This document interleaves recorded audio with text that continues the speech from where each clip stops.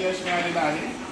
म्हणजे ॲक्च्युली आम्ही का बोलावलं याच्यासाठी की पोलिसांनी कसं आहे, आउट ऑफ द वे जाऊन सुद्धा भरपूर काम करतात. त्यांनाही प्रेशर असतो आणि शासकीय मर्यादेमध्ये राहून कुणालाही फेवर करतो असं न वाटून कुणाची भांडणं होतील. आता सध्या त्यांनी त्यांची बाजू घेतली तर आपल्याला वाटलं असतं त्यांनी काहीतरी बाबा वेस्टर्न इंटरेस्ट जे रहिवाशांचे मूलभूत अधिकार होते ते आम्ही तुम्हाला देण्याचा प्रयत्न केला. निश्चित त्याच्यामध्ये आमच्याकडून डिले झालं, परंतु शेवट हा गोड झालेला आहे अशा प्रकारे.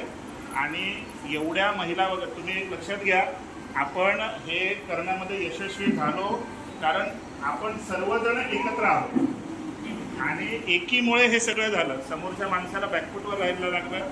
आपलं काम हे परवा दिवशीच झालं असं, परंतु आपण आतमध्ये होतो आणि त्यांनी आता पण महानगर गॅसमध्ये जसं महापालिकेत गेलं, इकडे गेलं, तिकडे गेलं आणि काम थांबवलं. आम्हाला माहितीच नाही काम थांबवलं. आम्ही बाहेर गेलो नाही. कालच्या दिवशी मध्ये ते जे पत्र काढलेलं, कन्फ्युजिंग पत्र काढलेलं, ते पूर्ण कन्फ्युजिंग पत्र कसं हे होतं, ते निराधार होतं, हे आम्हाला तिथं सिद्ध करून दाखवायचं होतं. म्हणून आजचा दिवस जो आहे थोडाफार नक्की त्यांचा विरोध होणार. एवढा विरोध नाही झाला तर मग ते उपयोगच नाही एवढे सगळं पोलीस प्रोटेक्शन वगैरे. त्यामुळे जेवढा विरोध व्हायचा होता त्यांचा झाला. पण सगळ्यात शेवटी आपली गॅस लाईन पूर्ण झाली आणि महानगर गॅसवाले म्हणालेले आहेत की 10 एप्रिलपर्यंत सर्वांच्या घरी गॅस असणार आहे. तर आज तारीख आहे 25. समाधान दिसते मला, सगळ्यांच्या चेहऱ्यावरती समाधान दिसतंय की आपण ही गोष्ट करू शकतो. करण्यामध्ये आपण यशस्वी झालो. आपण कुठलीही नवीन गोष्ट घेतली नाही.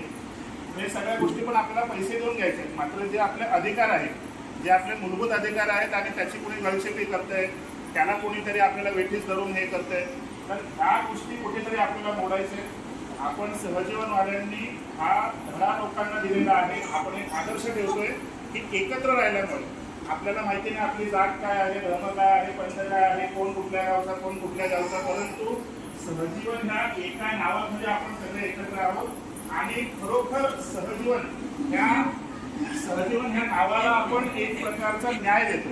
तुम्ही माझी भावना लक्षात घ्या.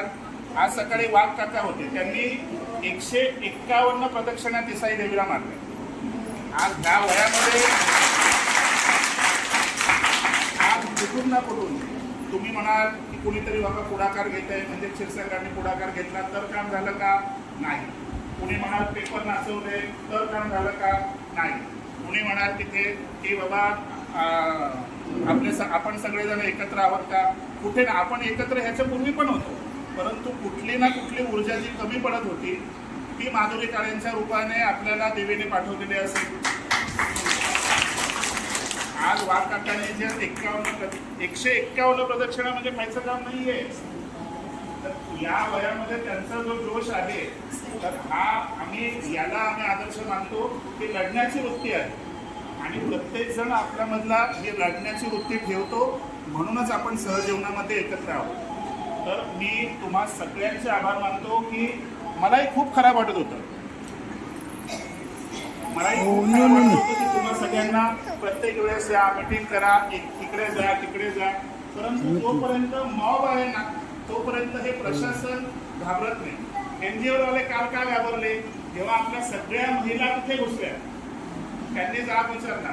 आत्ता पण त्यांनी आरिफ सर जे आहेत ना, ते आपल्याला कॉन्टॅक्ट करत, ते आरिफ सर कंटिन्यू मला फोनवरती सगळं एक काम करा, आता सगळ्या लेडीजला बाहेर बोलवा, आता सगळ्या लेडीजला गेटपर्यंत उभं करा, आता एक काम करा पोलीस ऑफिसरकडे जा, आता तुम्ही घोषणाबाजीला सुरुवात करा. त्यांचे जे काय आहेत ना, त्यांनी परवा दिवशी सांगितलं सर तुम्ही कोणीच समोर येऊ नका, तुम्ही मागे जा. अदरवाईज त्यांनी पण 2 दिवसाच्या परिस्थितीचा अंदाज घेतला आणि टप्प्याटप्प्याने आपल्याला मार्गदर्शन केलं. DCP साहेबांचा सपोर्ट झाला. आम्ही काल 4:30 वाजता DCP साहेबांना जाऊन भेटलो. आज सकाळी सुद्धा DCP साहेबांना आमदार मॅडमकडून फोन केला की काही झालं तरी यांचं काम करायचं. DCP साहेबांनी फोन केला, तुम्ही काम झाल्यानंतर मला फोन करणार.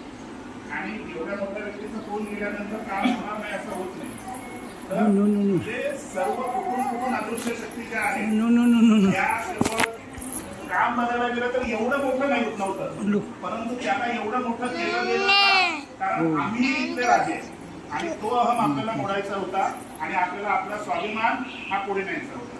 तर इथे बसलेला प्रत्येक जण पुढे भविष्यात परत मी सांगतो की ही परत आपली शेवटची लढाई नाहीये. आपल्याला आता रस्त्यासाठी परत लढावी लागेल. आणि प्रत्येकाने एक एक व्यक्ती आणायची. ऐका ना, प्रत्येकाने एक व्यक्ती आणायची एक्स्ट्रा, म्हणजे दुप्पट होतील त्या.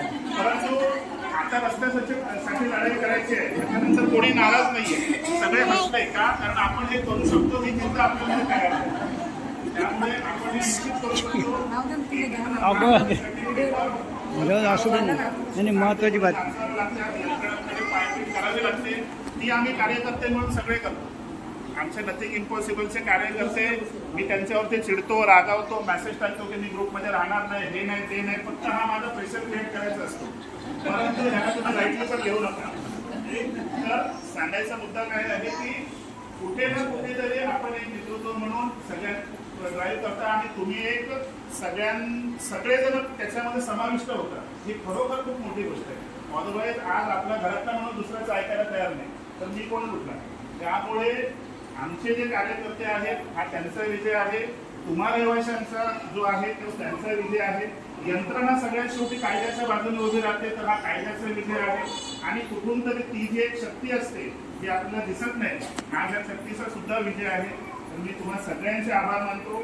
भविष्यामध्ये आपल्याला परत लढाई एकत्र करायची आहे, तर आपल्या उत्स्फूर्तपणे याच्यामध्ये समाविष्ट होणार मला काही शंका नाहीये. तुम्हा सर्वांचे मी अगदी हात जोडून मनापासून